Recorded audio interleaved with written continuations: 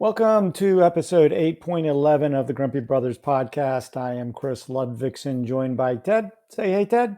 Hey, Ted. Thank you to our listeners. Please subscribe and listen on Apple Podcast, Spotify, or Odyssey. Also, please follow us here on millions.co.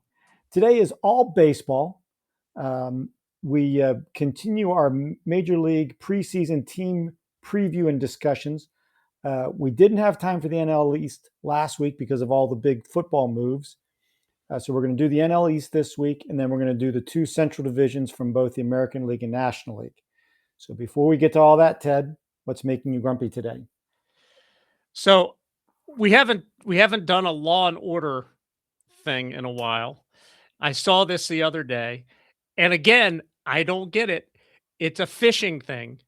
It's a fishing tournament. You would have thought that this guy would have, after listening to us tell him about what happened in Ohio or wherever it was a couple of years. Remember a couple of years ago? Yeah, when the guy put weights in the fish. Okay, so this is in Texas. Okay.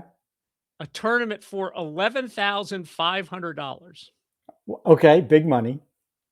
This guy gets caught stuffing. They check some of his fish or whatever, and they're out of the range, and they find that he's got weights that are the same that are in his boat.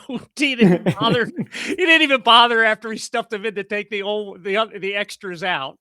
So they find him there, and he's now charged. He's in jail. Okay. He's got a $20,000 bond on an $11,500 potential prize because he violated Texas fishing tournament state law. It's a felony. He's looking at 10 years and $10,000 as a fine. Now, I don't think he's getting 10 years, but he could get the fine. If he's a repeat offender, Ted, maybe it's third time loser. He's in Texas. He's probably lucky they're not running him to the chair. Ted, here's my first question as I started listening to this. Where do you find these little tidbits? Oh, they just pop up. I'm retired. What are you looking at? Fishing Digest? Or No. It just pops up on these Fishing Illustrated. No, you're the feed that just comes through the news feed, and if you look at it long enough, then there are strange stories. But I saw this, and this has been this is separate from that. That was just fun, but this has actually been something that bothers me a little bit. Because they mentioned it yesterday. I was watching the players, and they mentioned something about the what do they call that? The TGL. The indoor golf league. The indoor golf thing that they're doing. Yeah. And I remember a couple of weeks ago, somebody made a hole-in-one on that. Oh, okay. And or reading about it, and then the story said, should it count as a hole-in-one on his career? No. It's on a simulator. Therefore, it is simulated that he made a hole. He did not make a hole-in-one. That's not the same thing. Unless we're talking about, unless you get into the metaphysical world of, well, this whole world is a simulation of that aliens are watching us and it's all a simulation, and then you could talk about it as a hole-in-one, because what's the difference at that point? But in general, no, it's not a hole-in-one, because okay, if I make a hole-in-one at putt-putt golf, does that go on my rate? No, it's not the same thing. So, Ted, we've never discussed this, but since you raised the topic, I feel like a defense lawyer who sprang on something you said in your examination. Ted? Yeah. Ted, here's an important conversation. Yeah. Are we alone in this world, or are there aliens? Oh, of course there are aliens. Okay. I mean, there's no way that in the vast scheme of the universe that this is the one spot that life popped up on. I heard somebody say that it's almost scarier to think that we are the only quote unquote intelligent life, because if we ever do something super stupid, which at times it looks like we're getting ready to do, that we could like eliminate Right. Right. Like Yeah. if we wipe ourselves out, Then theoretically there's nothing else. Right. right. Yeah. It's Yeah. just the vastness. Yeah. Right. Yeah. Think about that for a while, Ted. Yeah. Well, oh, okay. All right. We're good. You don't want to go down that rabbit Well, hole anymore? nothing I can do about it. So, Well, Ted, how much money would it take you? How much would an offer have to be for someone to say, okay, we have an encampment on Mars, yeah. and Ted, we need a sports podcaster Sure. on Mars. Yeah. How much Okay. money would it take? Yeah, who knows? I mean, because how long does it take to get there? What am I going to get back? Am I up there for life? Is it Well, at what? our age, that Ted, if you Yeah, go it's up, you're not. Yeah. definitely up there. You're definitely Well, done. not necessarily. If you figure out a way, if all of a sudden Captain Kirk and can you say Warp drive. warp 5 and we're up there in 30 minutes, or we jump on the Millennium Falcon and Chewbacca drives us up there as an Uber. Okay, very good, Ted. Let's come back to Earth. Okay.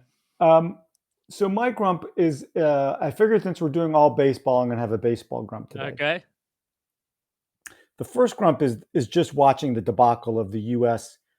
8-6 loss to that notorious baseball powerhouse, Italy. Yeah. Which, by the way, are all of the guys on the Italian team just guys who live in the United States who have some type of linkage that they can consider acceptable, like Pasquantonio, whatever his name is? I don't think he lives in Naples. Yeah. I mean, well, okay. So Like if you're certain level, if you're certain generations removed, you get to be in. I don't know I think that for particularly the European countries, they're taking probably very tenuous. When I saw Jazz Chisholm playing for the Great Britain team, I was like, wait a second. Well, he's from Bermuda. Ah, so that's a territory. It's a territory, right? Okay. Yeah, but I mean, how far? You're right. How far back does Aaron Nola's credentials go to be an Italian? Exactly. Yeah, I think they're just trying to allow guys on so that they have enough teams to have something of a tournament. Right. And by the way, Francisco Cervelli does have a full-on Italian accent. Okay. And did you hear him being interviewed? I had never realized I haven't watched any of it. No. Oh, you haven't watched any of it? No. Okay. It's nonsense. It is nonsense. But it's just it's a money, to me, it's a money grab with guys that don't want to be at spring training. Wow. I like it. Okay, so here's my grump. Yeah. In the loss to the Italians. Yeah. I think it was the second inning, and Paul Goldschmidt comes to the plate to hit for the U.S. team. And the camera pans over to your wife's favorite guy, Bryce Harper. Yeah. Sitting glumly in the dugout. Right. And the announcers make a comment about how he was a little disappointed that he didn't get to start in this game. Right. Okay. Now, Ted, here's my problem. Maybe if Bryce had done a little bit something better than 3 for 14 in the first 3 games with no home runs and 1 RBI and 5 strikeouts, maybe he would have a point. Yeah. Yeah. He'd have a better point anyway. And then and from what I understand, he said to the announcers, I know I'm not hitting well, but I need my at-bats to get out of my slump.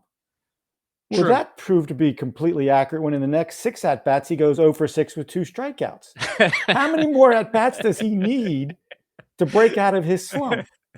Well, it can take guys a while, but in the course of a regular baseball season, then he would get those at bats. They'd probably sit him for a day, and then let him go again, which is exactly what happened. Exactly. The difference is, much like the postseason, this is a short, and they've got to. Now, I don't know at this point in his career that Paul Goldschmidt should be run out there. Yeah, I think he's definitely on the downhill. I think Goldschmidt's definitely not doing roids because he looks like a 36, 37-year-old guy, whatever he is now. Yeah, I mean, I think that I just would have kept running Harper out there rather than Goldschmidt. unless he went like 0 for 6 with 5 strikeouts and another left-hander was coming at him. But yeah, I can understand both sides of it, but again, maybe he should be in spring training working on it. I don't know. Just where they're actually paying him, $25 million for the people that are paying him 25. Just me. I mean, Clayton Kershaw can stand out in the bullpen and order beer and whatever else he was doing. He's retired. It doesn't matter. Well, Ted, after looking at some of the other relievers that the U.S. team has trotted out there, I'd say give him the ball at least one shot because the rest of the guys can't get anybody out. Well, but here again, they're supposed to be in spring training working on this. I mean, but did you see? Anyway, there was a thing. Somebody interviewed. I was watching this. Are you done? Are you finished? Yeah, I'm done. Go ahead. Yeah, okay. Yeah. They were interviewed with. It was. I was watching. It was the Pirates were on Major League Baseball, spring training game, and they're sideline reporter did some sort of interview with Skeens and Bubba Chandler, and Bubba Chandler was making fun. Said Skeens has had it easy. He didn't, this and that and all that. Yeah. And Skeens, then they go to Skeens and she tells him what he said and he's laughing about it. He says, well, tell him to pitch better. Yeah, I like that.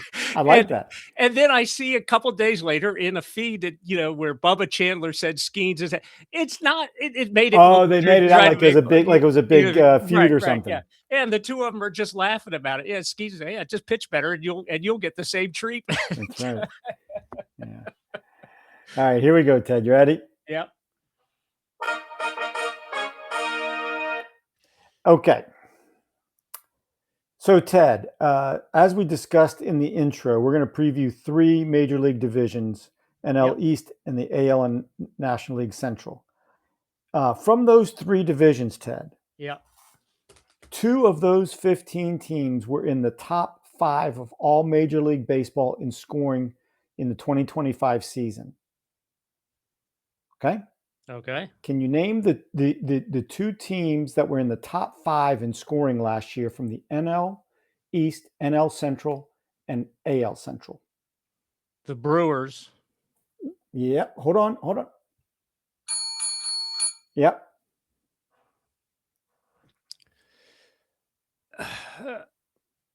I'm gonna the Cubs. What? Yep, there it is, Ted. Okay. You got them both. Wow, good for you. Who'd have thunk it, right? Yeah, very good. The Brewers were 3rd in Major League Baseball last year at 4.98 runs per game, and the Cubs were 5th, at 4.9. The Phillies were at 8th, and the Mets were at 10th.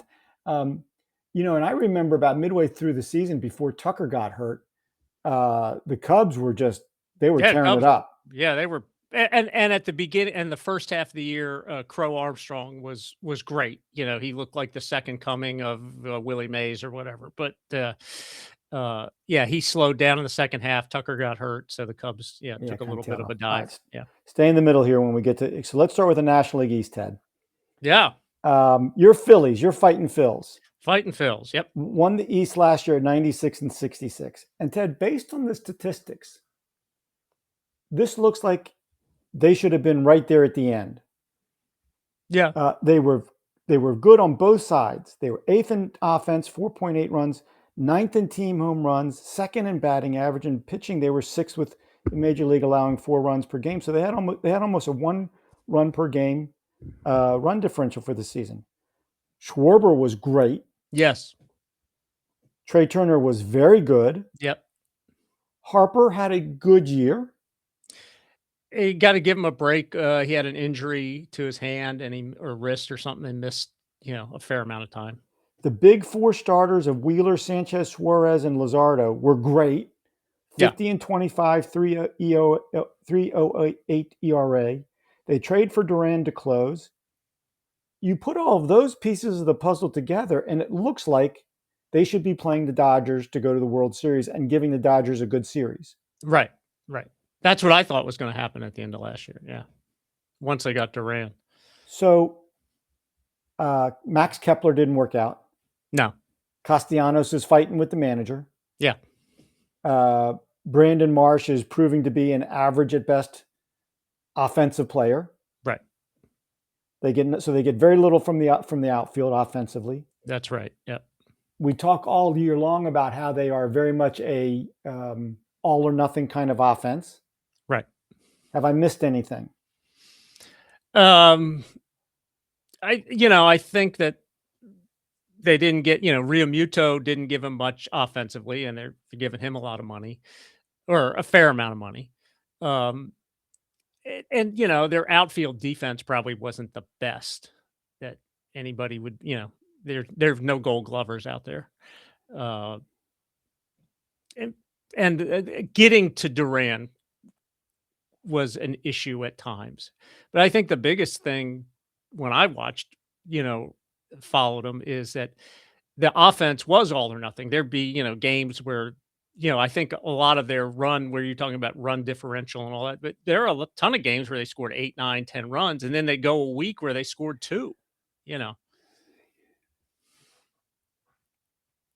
So in the offseason, there is the hope of addition by subtraction by moving Castellanos. Yeah. Well, the replacement for him should be better. And now, by my looking at it, your thinking is the former Texas Ranger, World Series hero Adalis Garcia. He's the replacement, correct? Right. Yep. Okay. Now, in the last 5 years, Garcia's averaged 148 games, 28 homers, 92 RBIs. I'd like to hit him about 250. If he can hit that and give you 25 homers or more and 90 or more RBI, that is an improvement. Yeah. Well, he's in it, he's kind of an all or nothing guy, right? He gets super hot and then he gets super cold. The difference to me is, I don't think he's going to have, as long as he's playing halfway well, I don't think they're going to not run him out there, because he's so much better as a fielder. He's going to be so much better. Bigger arm, faster guy. He's a natural outfielder. Castellanos, you have to give him credit for trying. He did his best as an outfielder, but he was, he is like me and you running around out there now. It's not always pretty, But Garcia is a natural outfielder, better athlete. So yeah, their outfield play in that sense will be better. Now, in my grump, we kind of joked about Bryce Harper. In the offseason, Harper got his nose out of joint a little bit when the general manager basically said something to the effect of, I think Harper's 33 now, something like that. Yeah. And the general manager basically said in an interview, he's 33, he's had some injuries. And I can't remember exactly what he said, but he said something basically to the extent of, we're hoping he will still be an elite player, or something along those lines. Yeah, he wasn't elite the last couple of years, and we're hoping he gets back to it, or something like that. Yeah. For this team to have a chance to contend for a World Series, Bryce Harper has to be maybe not MVP level, but close to it. He's got to hit 30. He's got to hit 30 home runs. He's got to play 140 games. 140 games, hit at least 30 homers, hit around 270, and be a productive middle of the lineup, consistent force. If you do that, and then you have Schwarber, and Trey Turner has had his injury issues the last couple of years also. Yeah, well, he's not a spring chicken either. None of them are. So, Ted, this is the question. With Wheeler out, with your guy Ranger Suarez gone, has the window closed? Well, I mean, I was watching a Phillies game on exhibition game, and they were interviewing the manager, and he said that Wheeler is starting to throw. Okay. So, and that they think by that he thinks that by potentially, if everything went right, late April, beginning of May, he's back. Oh, wow. Okay. That would be much better than I expected. Yeah. Now I would be happy at any point in May, Memorial Day. Fine. Yeah. As long as he can come back and be, that there are no restrictions on him. Right. And then that you're not throwing him that he goes an inning at a time for the first 6 starts. Yeah, I mean, I would expect the first 4 or 5 starts to be maximum 4 or 5 innings just Right. to make sure. You got But to give me at least 3 for it to make sense yeah, to run you yeah, out there. right. And is he throwing, 100 and all that other stuff. If he's back by the All-Star game to essentially being, What we've come to 100%, expect Wheeler to be. yeah, and they can sort of, you know, is Nola back? Right. That's if Aaron Nola is back and he's looked pretty good in spring training. Uh, they gave Luzardo a bunch of money recently, and he's looked pretty good in spring training. So the thing is they have to survive, let's just say to Wheeler gets, let's say everything goes right and Wheeler's back at the end of April. But he's not fully back probably until Memorial Day. So I think they have to survive until Memorial Day with 3 starters and then Taiwan Walker and this guy that so they're going to I think that if they can get through Memorial Day around 500, they'll be okay. So you think this is still a playoff contending team that if everything breaks right could be there against the Dodgers in the Oh, NL championship? their window is just about shut. Right. They're because of the age of the team, if Right. nothing else. But I still think they have a run or 2 left in. See, 2027 is going to, that's a different issue. But for 2026, I think they, if they stay reasonably healthy, yeah, Which they is can the do it. biggest if of all Yeah, for that team. yeah, yeah, All right, let's go on to the Mets, Ted. They fell apart at the end of last season, yeah. finished 83 and 79, missed the playoffs. This is another team that had somewhat impressive stats. Offensively, they were 10th with 4.73 runs per game, 5th in team home runs, 13th in batting average. But to me, Ted, their very average starting pitching caught up with them Yeah. from sort of the middle of the season on. When they were relying David Peterson to be their ace, and Peterson is on a good team is a really good third starter, I Right. think. That's right. Yeah. Yeah. And they were hoping that well, who was it? Sean Mania was going to Yeah. be, really. They just and Kode Senga was supposed to come back. And what did he make 1 or 2 starts, and he was hurt again. And then they tried to bring up all the kids from the minors, and that didn't work. So yeah, so and I think they've improved now. I think they've improved their roster. Right. We've talked multiple times about the Mets that early in free agency we thought that they were in really bad shape. In 1 week they Yeah, lost both Alonso and Diaz. But yeah, then we've talked about they came back, and I think we agree in a very good way. The signing of Bo Bichette, trading for Marcus Semien, Luis Robert, and Freddie Peralta were all good moves and make. I think when we last talked about the Mets, you still put them as the favorite in the NL East. yeah. I'm kind of hedging that because I looked at their roster recently, and their spring training roster, and I'm going, wow, that pitching is still. You got Freddie Peralta and a bunch of hope. Okay, so Gavin McLean was the loser in the game against Italy, and at the end of last year, he looked like the next great superstar. 5-1, 206, 104 WHIP. We've talked about major league hitters. Once you see someone a couple Right. times, I think the Phillies pitching staff, even without Wheeler, stacks up pretty well against the Mets pitching staff as it appears today. But because at the end, who even if the Mets get to the 9th inning with the lead, now they have the question mark. What is Williams look like now? So so at right now, if you were gonna put odds on Mets or Phillies, well, let's do this. Let's go to the Braves. Because before last season, I thought the Braves were the one team that could give the Dodgers a yeah, series. yeah, They got off to the absolute frigid, horrid start, right. never really recovered. They lose Strider. Fought injuries all Yeah, year. they Yeah, lost big injuries. So they yeah. lost Strider. They lost Acuna again. So Albies went out a couple times. Albies is Riley went out. always hurt, Yeah. always. Now, Ted, so they finished 76 and 86. There were a few times, a couple points in the season, I thought, okay, now they're getting it together and Yeah, it looked a they're going to couple make a times, little yeah. run. But every time they get on like a 4 or 5, 6 game run, they kind of go right back down. So it just never happened. In the offseason, their big moves are to bring in the reliever Suarez from the Right. Padres, which I think we both agreed we like that move. Yeah, I like that. Yeah. They let Marcell Ozuna go to the Pirates as a free agent. And then their season gets off to another horrible start when Profar gets suspended for the season Yeah. for Okay. So, PEDs. yeah, for the second year in a row. Right. So you sign this guy to a 3-year contract After he has this breakout season with the Padres. after, now on the one hand, he'd been around for like 10 years. And I he hasn't, remember when at one point he was supposed to be the next big superstar. right. And he was a shortstop or something. Mm-hmm.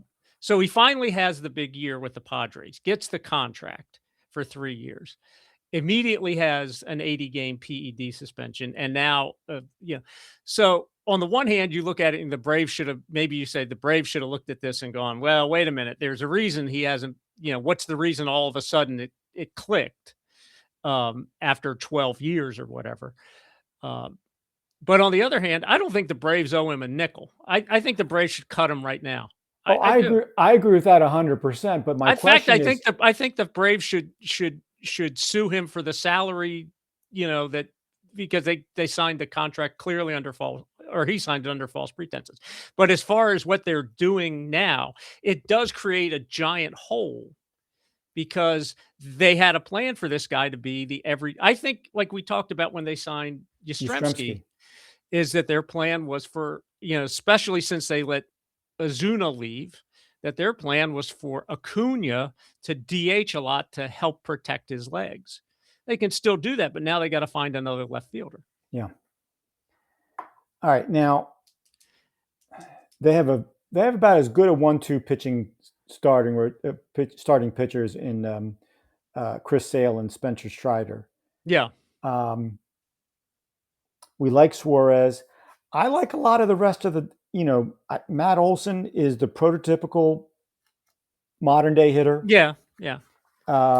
But he plays every day. I like Austin Riley. I like Ozzie Albies when he plays. I like Michael Harris when he plays. Rookie of the year Drake Baldwin is there. Reasonably healthy, this team scores runs. Right. Okay. Is this, when we talk about which team should win the National League East, do we even put the Braves in the discussion? It's so hard because of their okay, you have Sale and Strider.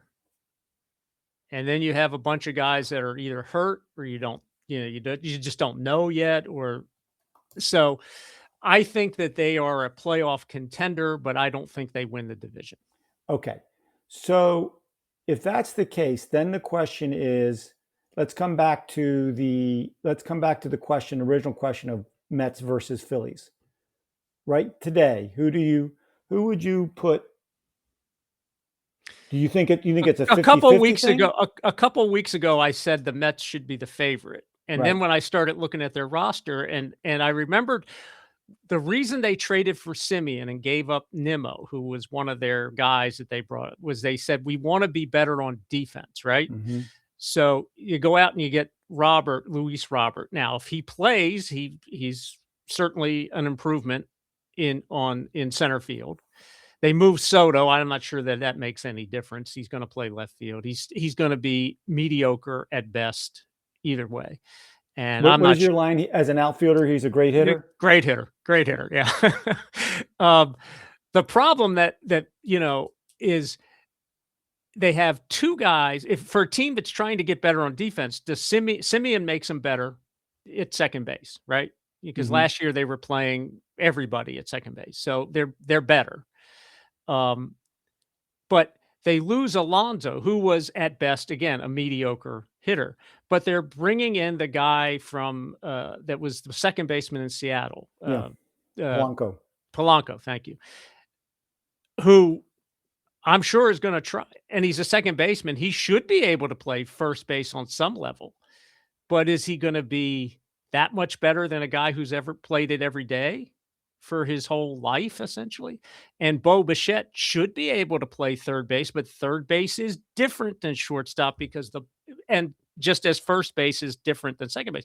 The ball gets there so much faster And I can't even. I mean, I'm talking about high school and all that Yeah. other kind of stuff. I can't even imagine.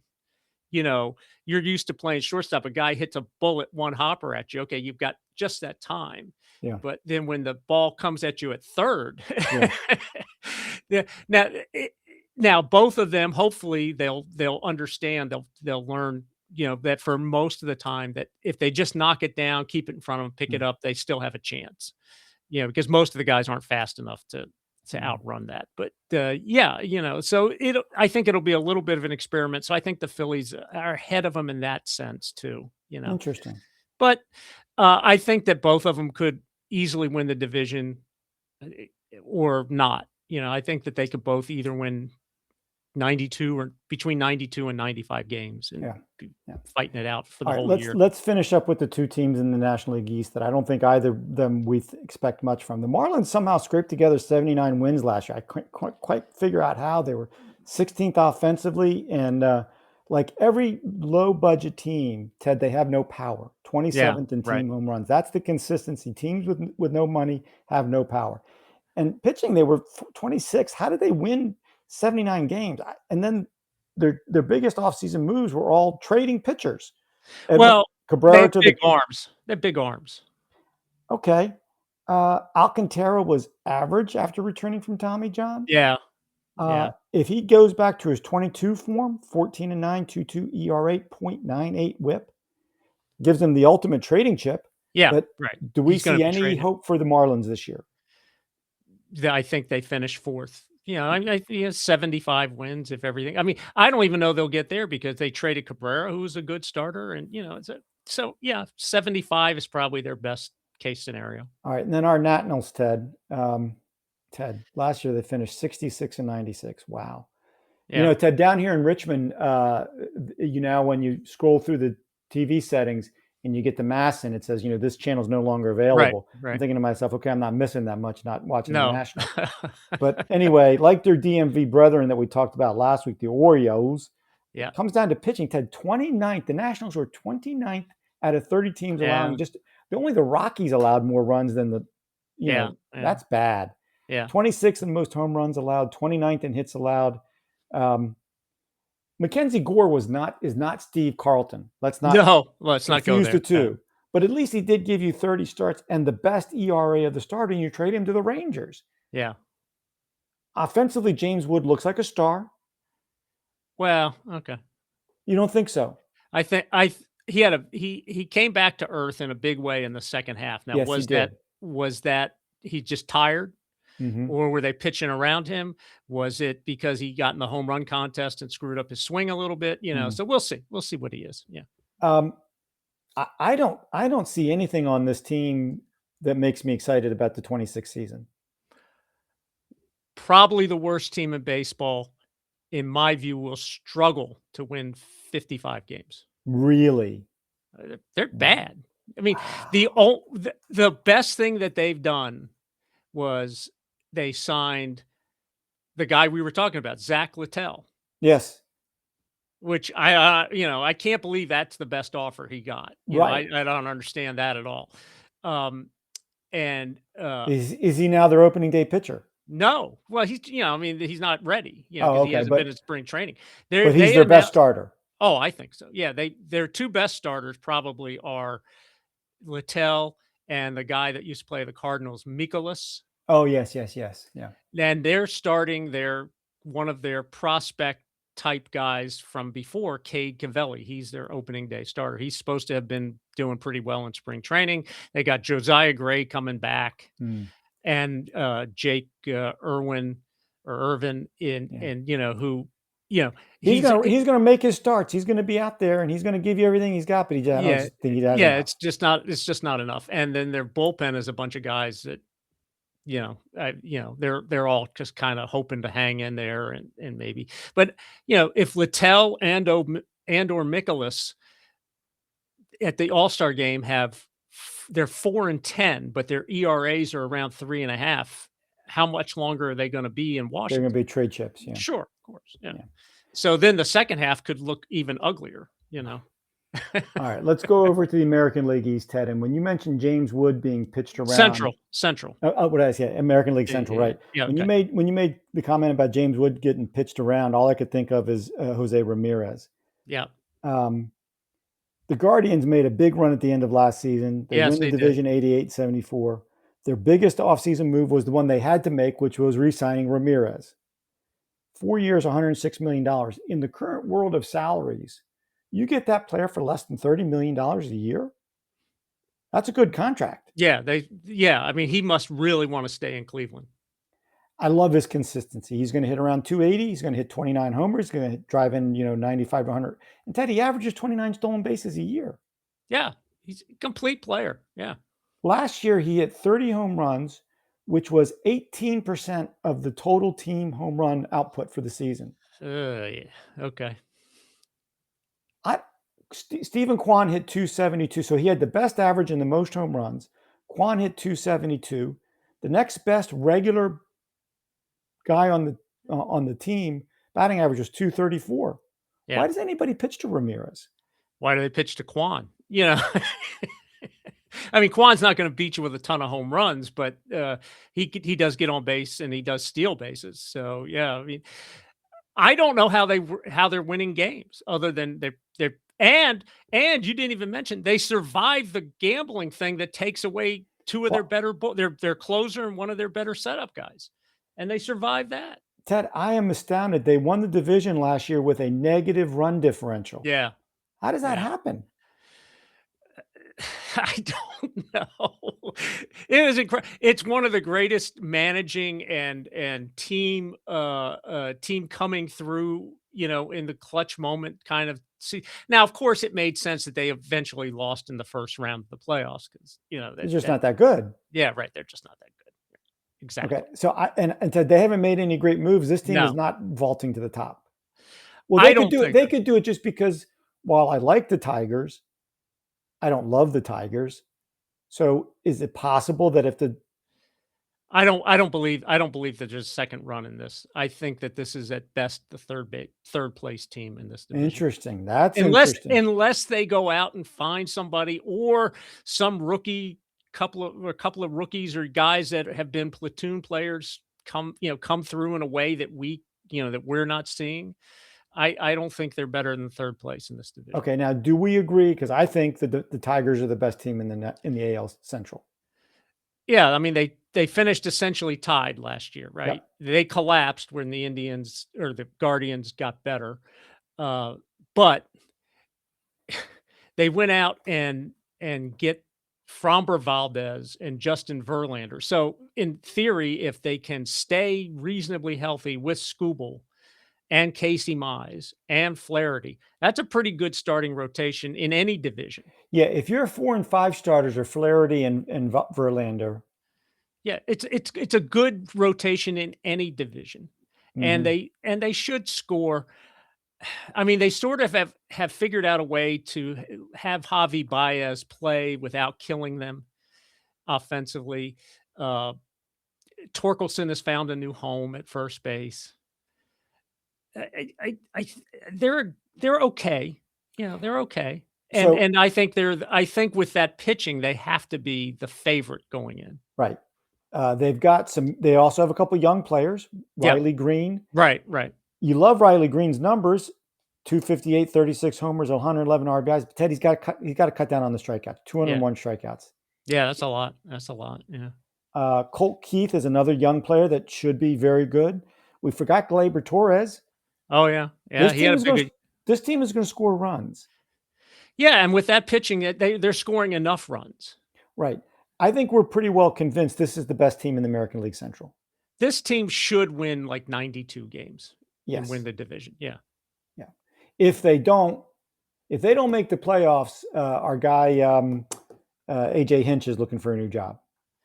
Unless they have just catastrophic, like if they have a year like the Braves had with injuries the Okay. last couple of years, yeah. But otherwise, if they stay reasonably healthy, this is a team that, I mean, if Scooble went down, you could understand, for an extended period where they might struggle because, but that's why they got Valdez. Yeah. So yeah, I don't Now, know. Ted, would I be correct in thinking that if you think the Guardians are the third best team in this division, and the Tigers are the first team in this division, that the Royals are the second best team in Yeah, this I division? think so. I think that I mean, they came on pretty strong at the end of last year. There was another team that got off to a bad start. They made the playoffs the year before. I think they're better. This uh, the first baseman was hurt for a while last year, and so I mean, they don't hit a ton of home runs, and he hits a lot of that, not of a ton. So missing him was big. Pasquantino, the Yeah, guy who's playing for right. Philly team. Ted, And Caglione is now, he he's not only is he would he have about half a year, you think, last something year? in that range, yeah. But he was a first baseman, and now he is learning, and I would assume more comfortable in the outfield. So Ted, if the one good thing about watching the World Baseball Classic is you get to see how great a player Bobby Witt Jr. is. Yeah, okay. He's made some defensive plays. The one play he made against was it Great Britain, where who did Skeens pitch against? No, Skeens pitched against Mexico. Okay. Witt made a backhanded diving stab on a hot ball in the hole, got up and threw the guy out. And Skeens, as he watched it, he just kind of turned around from the mound. He just kind of raised his eyes like, what was that? Yeah, I mean, right. Yeah. and, so he's playing that level of shortstop, and he's still hitting 295, 23 homers, 88 RBI, and 38 stolen base while playing And gold glove level shortstop.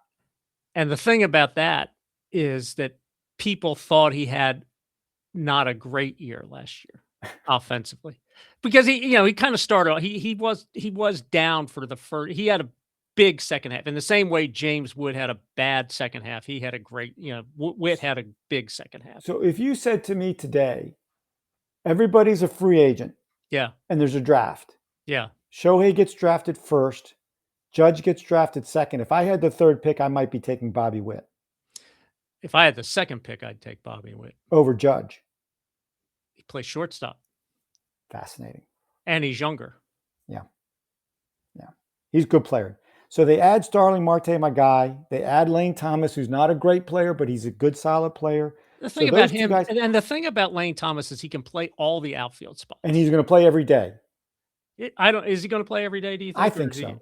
I think so. Okay, well, but he's going to be ready. He's going to be ready to play every day. Yeah, right. And if he's healthy, he hits 250-ish, and he can hit some home runs, and he can steal some bases. Yeah, he can do a lot of things. I think the key to the offense is Caglione, Ted, because Ted, he has all the power in the world. He can hit the ball to the moon, but Ted, he has to hit better than 157. Oh, right, of course, yeah, he can't hit that. Right. But now here's the other thing, Ted.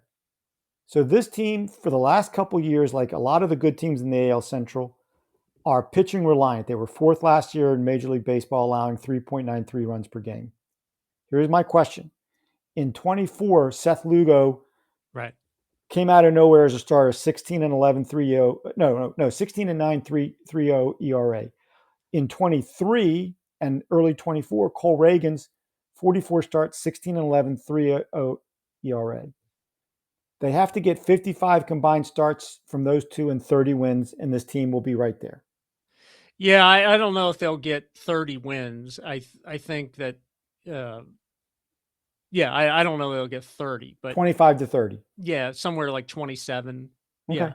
Yeah. I think they'll be in it. Yeah. And they added a catcher to help, I think, with giving Perez the day Yeah, because off Perez doesn't catch every day. Yeah, I can't remember who the catcher was, but I can't remember who it was, but it's somebody who plays, routinely, who was, who am I going to try and, I'm trying to think of, but he was. Let's see. They bring in. Was it Fermin or? Let's see here. Catcher Elias Diaz. Yeah. Okay. Yeah. Yeah. He's a good. He's he may not hit like Perez, but he catches. Ooh, Ted, here's another interesting little factoid. Yeah. They're moving the outfield walls in by 8 to 10 feet and lowering them to 8.5 feet.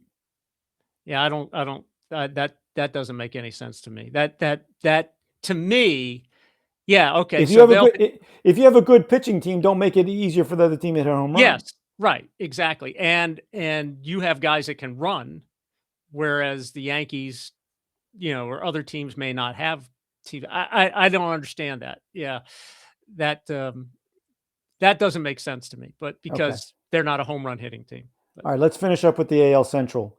The Twins, they didn't follow no, the AL nothing. Central pitching trend. They were bad on both sides, 23rd, both offense and in pitching and defense. Their biggest offseason move seemed to be bringing in the left-handed reliever from the Dodgers, Banda, and good old Gio Urshela to play third base. Yeah, Unless a bunch of, and then they still have Buxton, who is, I don't, he's okay. He doesn't make my heart go crazy. They traded Correa back to the Astros last year. yeah. Unless there's some kind of huge superstar ready to bounce that we don't know about, I don't see anything happening with the Twins this year. Yeah, I mean, this guy Royce Lewis is a nice player, but he Yeah. and Buxton both they can't keep him on the field. Yeah. And they do DH Buxton a lot, but then that means Lewis has to play in the field. And then when Lewis DHs, that means Buxton has to play in the field. And they both seem to get hurt frequently playing the field. They lost Pablo Lopez, their pitcher, Tommy John, I think, and then and they're supposed to be trading this guy Joe Ryan. They just haven't done it yet. And once that happens, they may be contending with the Nationals for 55 wins and the worst record in baseball. All right, and then last year the Twins, the White Sox, 60 wins last year, Ted, for the White Sox. Yeah, but that's up from the whatever 47 or something that they won the year. They're trending in the right direction. Yeah, they have. Yeah, they traded Robert to the Mets. We've talked about. They're not good offensively. 27th on offense, 21st in pitching. Another team that's going to rely on young players to do anything. Yeah. And they signed the one guy from Japan to play, I think, third base. Oh yeah, they did sign a Japanese player. Yes. And so I imagine they have high hopes for him to be a middle of the order kind of guy and solidify at least one position on the infield for him. So hopefully that'll work out. Murakami, Ted. Okay. He's only 26 years old. Yeah. Okay. Which, generally when, the guy that's coming over for the Rays or Jays. Yeah, he's like 30 years old. 6'2", 213, Ted. Big guy. Yeah. Let's see what his stats look like last year in Japan. Let's see I'm guessing he's a big power guy. Let's see here. Regular bat. Let's see. It doesn't give me the numbers I was looking for. Okay. I think you're right. I think they're kind of hoping that he's 270, 25 home runs, 80 something RBIs. Yeah. His 8 years in Japan, 273, 265 homers, 72 RBI. So he's hitting about 30 home runs, 35 home runs a year. Yeah. So there you go. At least one nice piece of the puzzle. Okay, Ted, let's go over to the National League Central. While everybody knows that and understands that the Dodgers won their second World Series in a row last year, the Milwaukee Brewers had the best record in baseball last year with 97 wins. As I mentioned earlier, they were third in best in both pitching or offense and pitching. 4.98 runs per game, allowed only 3.91, so they had over one run per game run differential. They've got a legitimate future superstar in Chiriyo. William Contreras has proven to be a nice player. Yep. This kid Turang, who we're seeing in the World Baseball Classic, people don't know him. Good player. Sal Frelick is a good player. Christian Yelich is getting older, but he's still got a little something left. Yep. What do you think?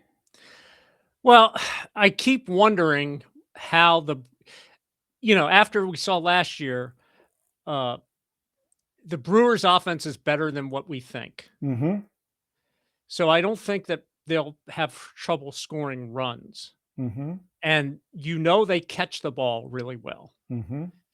They would like a little more offense out of the guy they got from the Orioles in the Ortiz that they got in the Burns trail. But he's a terrific shortstop. They just would like a little more offense out of him. I just don't know how you keep losing top end pitchers.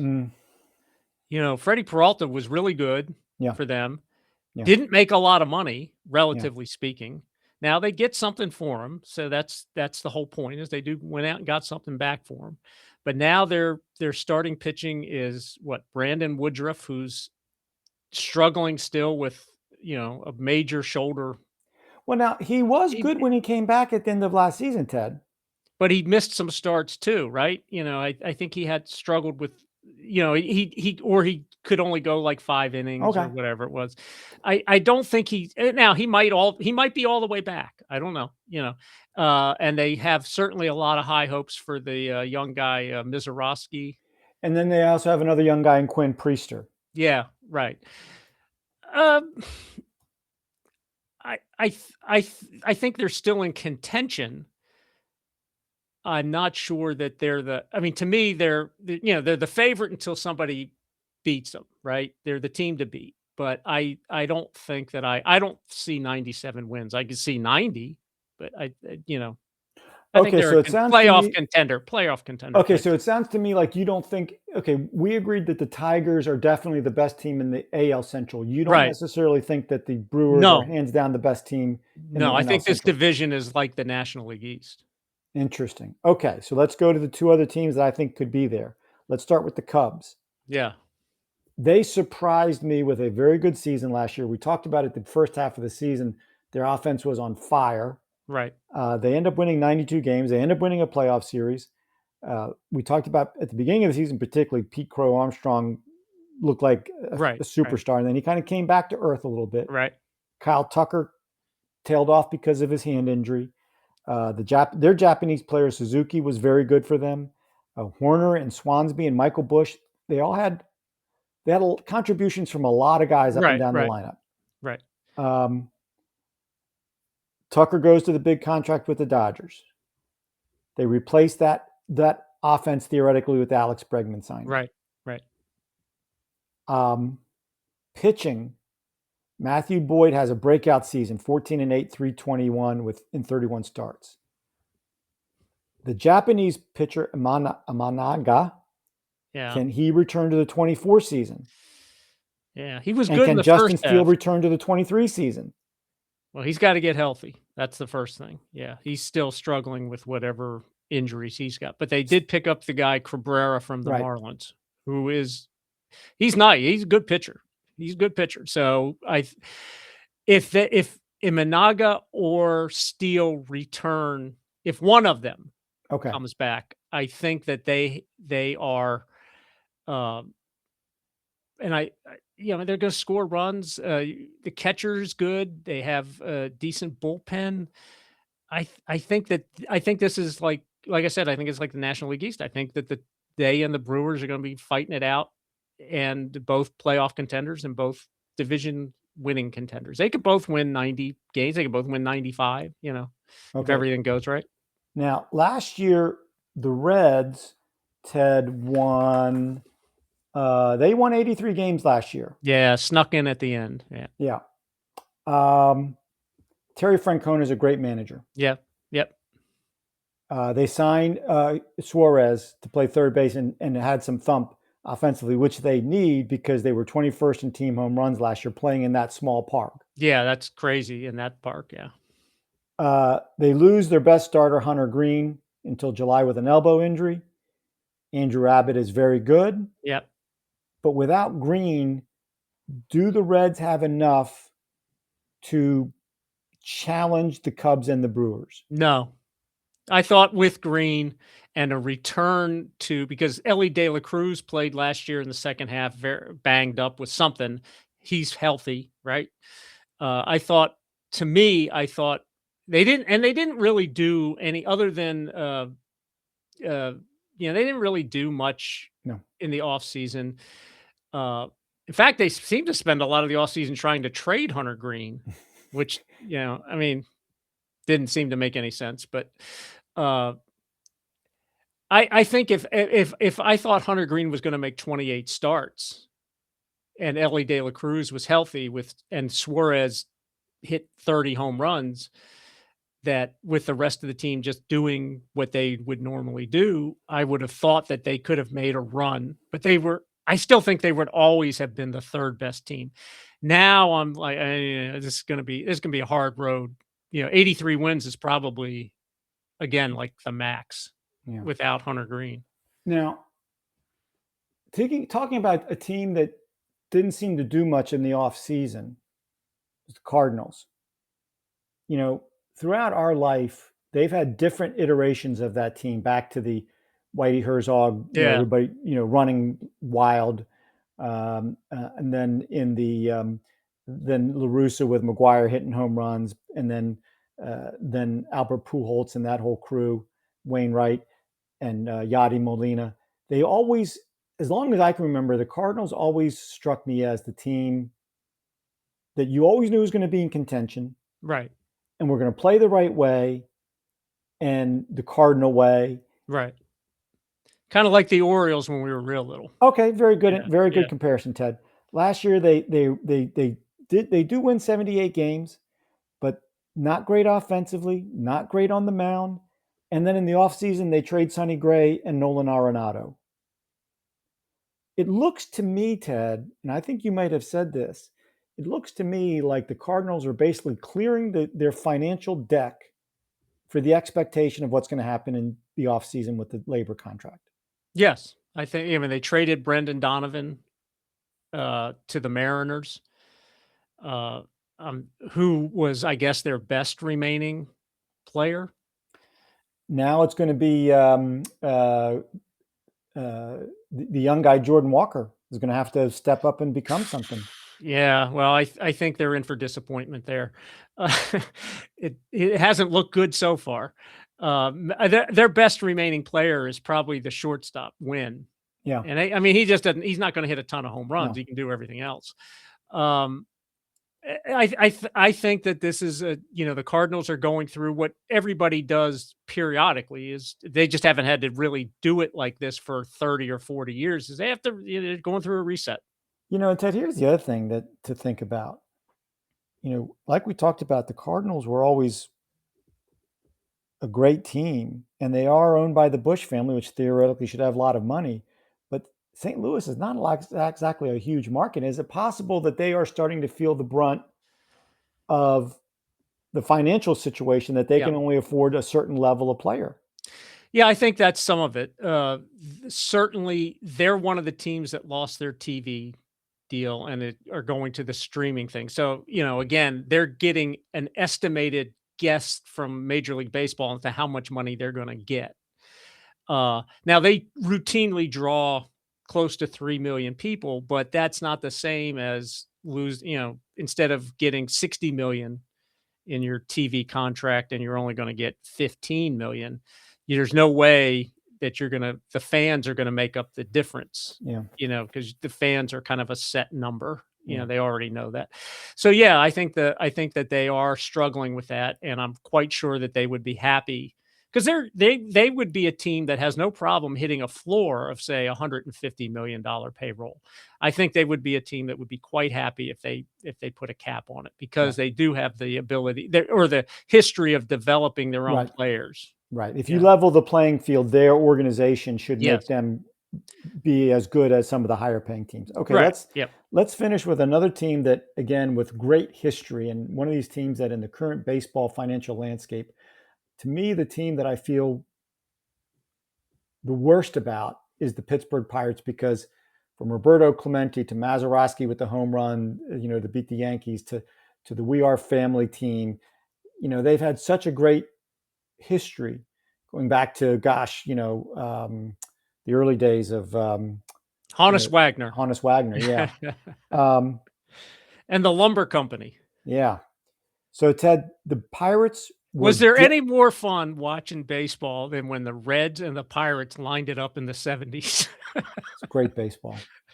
There was a lot of action in those games because they could hit and they both could run. Yeah. Ted, last year the Pirates were dead last in Major League Baseball, scoring only 3.6 runs per game. Yeah. Yeah. With Paul Skeens leading the way, the pitching was very good. 5th overall, 3.98 runs per game. 3rd in home runs allowed and 4th in team whip. Ted, they added 3 veteran bats in the offseason. Right. Marcell Ozuna, who in 24 for the Braves hit 302 with 39 homers, 104 RBIs. Not going to do that again. Okay, I understand that. What did he do last year? Last year, 234, 28, and 68. 21 and 68. He can do better than that. Yes. He could probably hit 250. Right. And hit you about 25 home runs. And drive in a few more runs. Yeah. Right. Ryan O'Hearn, who had a breakout first half of the season with the Orioles, they bring him in. They bring in Brandon Lowe from the Rays. Yeah. They've got another future superstar in Connor Griffin. Yes, they do. Last year, 3 levels of minor league play, A, AA, AAA. Here's Griffin's numbers. 333, 21 homers, 94 RBIs, 65 stolen bases. You get that man a uniform. When you're the Pirates, unless he's completely lost at the major league level, he's got to play. You got to bring him in. You got to let him play. Brian Reynolds is a good player. Yep. He's not the guy that, you build a franchise around, but he's a good player. You know who he reminds me of although he doesn't, he kind of like Andy Van Slyke was with the Cardinals. Yeah. And he's a good player. And on a good team, he's a real contributor, Ted, am I crazy? I don't think this is a playoff team. No. But am I crazy that this team could be over 500? Well, they've won 75 games last year they won. I think even the year before that it was. Last year they won 71. Oh, okay. Can they get to 81 and 81? Yeah. With their pitching, I think they could. The decision, I think if they get off to a kind of a start, I think the guy that's really they're going to have to make a decision on, see what he can do, is O'Neal Cruz. Mm-hmm. You cannot have him hit 200 or whatever it was he last. That's exactly what he hit last year. And I'm sure he was disappointed at having to move to the outfield, or it certainly seemed like it. It seemed like half the time he was disinterested. You can't have that. If that's what he is, if he gets off to a slow start and he does that kind of nonsense again, pouting thing. Now maybe the veteran guys can bring it out of him. Maybe that's one of the reasons they bring in Marcell Ozuna. Yeah, maybe. But if they can't, you got to cut him. He's not making enough money to worry about it. Or move him for something. Well, move him, I would be ideal, but who's going to take him with that? But don't you think that he has so much promise that, let's say it is the outfield thing, and there's a team that needs a third baseman. I don't think he's a shortstop. He makes just too many errors. Yeah. But if you said to him, okay, we're going to bring you in and you're going to play third base for us, maybe that would or first base or something. Maybe that would light the fuse. Or just being on a team where he doesn't, where everybody, where the team is better. Yeah. And you can plug him in at the 7th hole in the order and just figure it out, kind of thing. Maybe, but you can't go through this with him being the starter and hitting first or third or wherever he was in the order. You can't go and have him being center fielder, and when he makes a mistake, just give up on the ball and just stand there. That can't happen anymore. So Ted, it's interesting. Now that I think about it, we have a common theme from these 3 divisions. Basically, each one of these divisions you think is going to be a 2-team race. I think so, yeah. National League East is going to be Phillies and Mets right down to the finish. American League Central is going to be the Tigers and the Royals. And the National League Central is going to be the Brewers and the Cubs. And it could be any combination of those 6 teams. Right. And I do think that, particularly the Braves and maybe I depending, because last year the last National League Central team won, or playoff team won 83 games, right? The Reds won 83 games. If you get into that world again and everything goes kind of right for the Pirates, wouldn't it be great if at least they were in it, playing meaningful games in September? Wouldn't it be great? Yes. And like the last week of September, you've got Paul Skeens on the mound in a chance to pitch his team into the playoffs. Yes. I would love to see that. And Ted, please, for the people of Pittsburgh, please stop the talk of trading Paul Skeens so early when he has Wow. a couple Yeah. years left. If they trade him this year, I don't care if they win 50 games. If they trade him this season, they should give every one of their season ticket holders a refund, because you're basically saying we don't care about what product we put on the field if we don't at least give you this guy to watch every 5 Yeah, days. because see, at this point, he's in his 3rd year, right? Yep. So after the season's over, he's potentially arbitration, right? Right. So what if by trading him now, you would be saying we can't even deal with arbitration? Right. And if you're in that boat, then maybe you need to sell the franchise Yep. if you're or something, or take on partners or I, whatever it is I you have to tend do. I tend to be a guy that says, "Hey, the owners put up the risk; they take the risk. You got to let them set the financial rules." But I've also come around 100% to, if you don't have enough money to agree to a salary floor, you either So get and not be 75 million. It's right. It got to needs to be be a reasonable floor.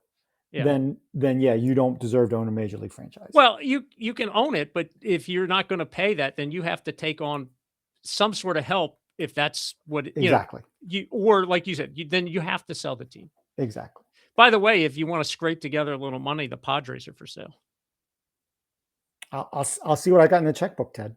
Yeah, sure. I mean, I if we really get mom on selling those hooded jackets, maybe a couple of her friends at Avery Point can get in on this. We can have a little assembly line. You know, what's what is that? A sweatshop assembly line going on in the basement of every building. A sweatshop assembly line making hooded sweatshop shirts. Yeah, yeah, at Avery, yeah, and then maybe, yeah, in every building there, that could be a real winner. It's gold, Jerry. It's gold. All right, let's go ahead and wrap it up there for the afternoon. Thank you to our fans again for listening. Hoping you're enjoying these episodes. Please continue to check us out on all of our social media platforms. We have a YouTube channel. We're also on X, Instagram, and Facebook. You can also email us at grumpybrothersports@gmail.com. And with that, we'll say good night, and we promise to do better next time.